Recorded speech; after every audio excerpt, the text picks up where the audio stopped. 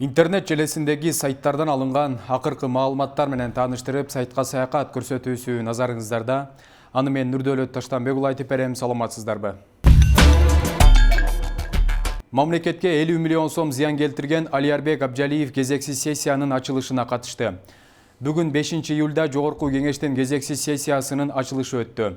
Ага ушул жылдын январ айында Кыргызстандан чыгып кеткени айтылган депутат Алиарбек Абжалиев да катышты.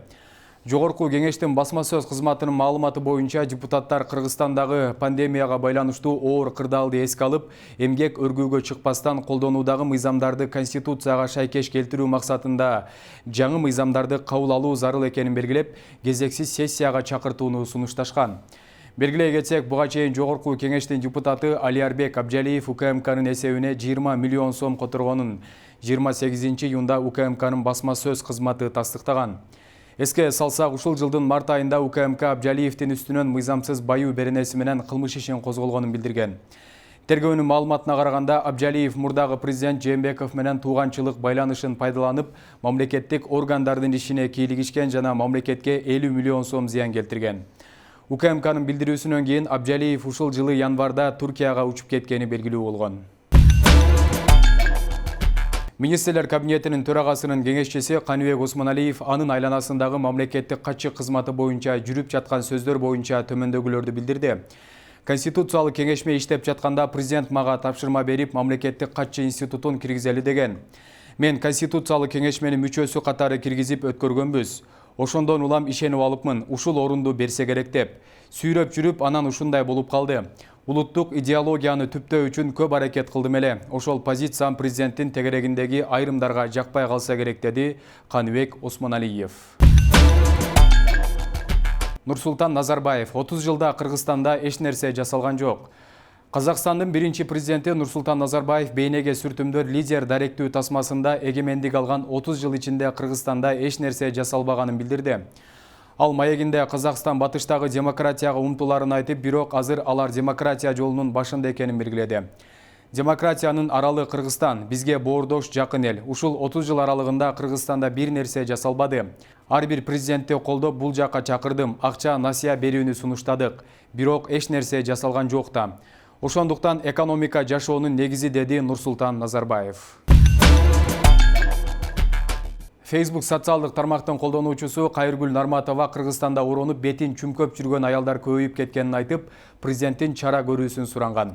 Ал мындай билдирүүсүн интернет колдонуучулар терс кабыл алышып, анан эмне жылаңачтанып алышсынбы, сенин мээң ордундабы? Жана башка ушул сыяктуу пикирлерин калтырышкан. Ага улай экс-акыйкатчы Турсунбай Бакир уулу жооп беретинде мен ушул макоо авторго өзүнө жараша жооп берет элем. Урматтуу Садыр Жапаров, азыр көчүгүн төшүн ачып жүргөн аялдар көбөйдү. Чара көрүңүз деп жазган. Бакир уулунун пикирин көпчүлүгү колдоп, ыраазычылыгын билдиришкен. Эки ача пикир жаралып, ооз калгыс сөздөр менен бири-бирин сөгүп урушкандар дагы жок эмес. Казакстанда талаа өрттөнүп, жүздөгөн мал жандыктар кырылып калды. Казакстандын Караганды облусунда талаа өрттөнүп, кырсыктын кесепетинен жергиликтүү тургундардын негизги киреше булагы болгон жүздөгөн мал жандыктар кырылып калды. Бул тууралуу казакстандык басылмалар жазып чыгышты. Окуя болгон жерден тартылган видео жана сүрөттөр социалдык тармактарга жарыяланган. Белгилүү болгондой, Улуу районунун Байконур айылында эле 300дөй мал жандык өлгөн. Өзгөчө Кырдаалдар министрлигинин маалыматы боюнча 4 июлда Караганды облусунда 12 табигый өрт очоктору көзөмөлгө алынган. 4 июль күнү кечинде жергиликтүү тургундар Улуу районунун аймагындагы Коскол айылынан түндүк батыш тарапта 40 чакырым алыстыкта күйүп кеткен УАЗ автоунаасын табышкан. Анын жанында 1998 жылы туулган баланын күйүп кеткен жансыз денеси табылган.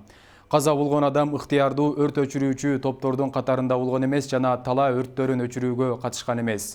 Өлүмдүн себеби такталууда. Афганистандын Борбор Азия өлкөлөрү менен чектеш жагында абал өтө кооптуу экени айтылды. Талибан кыймылынын Афганистандын түндүгүндө кулачы кеңейип, алар дагы да болсо басып алуусун улантууда. Бул тууралуу Афганистан президентинин улуттук коопсуздук боюнча кеңешчиси Хамдулла Мохибке таянуу менен чет элдик басылмалар жазышты. Учурда кырдаал өтө олуттуу, бирок Афганистандын коопсуздук күчтөрү аларды колдоого келген жөнөкөй адамдар менен чогуу коопсуздук кырдаалдарын турукташтыруу үчүн иштеп жатышат. Эгер Талибан аскерий басып алуу максаттарын туруктуулук менен жүзөгө ашыра берсе, анда абал өтө начарлап кетиши мүмкүн, деген Мохиб. Ошол эле учурда Мохип Афганистандын түндүгүндө абал өтө кооптуу экенин айткан. Афганистандын түндүгү менен Түркменистан, Өзбекстан жана Тажикстан менен чектешет. Афганистанда акыркы бир нече ай ичинде көптөгөн аймактар Талибан кыймылынын колуна өткөн. Акыркы 2-3 күндө эле бул өлкөдөгү өкмөттүк күчтөр 15 райондон чыгып кетүүгө аргасыз болушкан. Ал эми 22-июнда Талибан кыймылы Тажикстан менен Афганистандын чек арасындагы Шерхан Бандар аттуу бажы өткөрмө пунктун басып алган. 1-майда АКШ баштаган чет элдик аскерлер Афганистандан чыгып кете баштагандан кийин Талибан согушкерлери өкмөттүк күчтөргө каршы айыгышкан күрөштү улантууда. Көлгө чаба куруп ээсинен качкан койдун видеосу жарыяланды.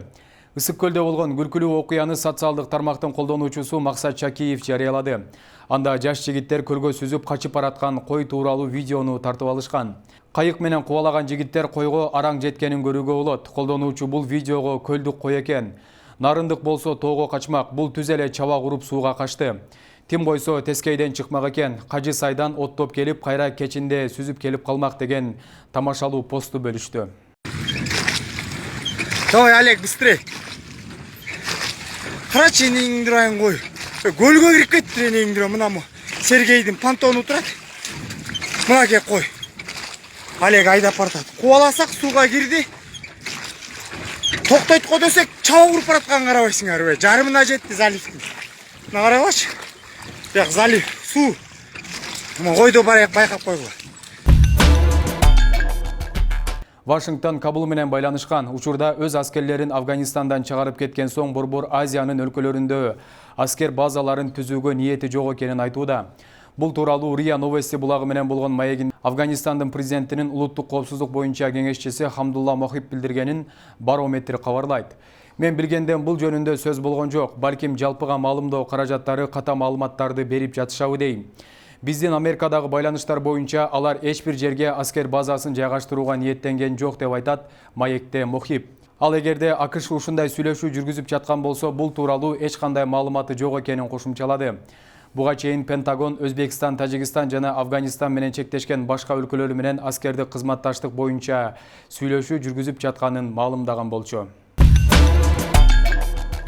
Интернет желесиндеги сайттардан алынган маалыматтар мына ушулар болду. Урматтуу телекөрүүчүлөр, 7 каналдын YouTube'дагы, Facebook'дагы жана Instagram'дагы баракчаларына катталууну унутпаңыздар. Эскерте кетсем, көрсөтүүбүздө кеткен маалыматтар 7 каналдын көз карашын билдирбейт. Кайрадан эфир аркылуу көрүшкөнчө аман туруңуздар.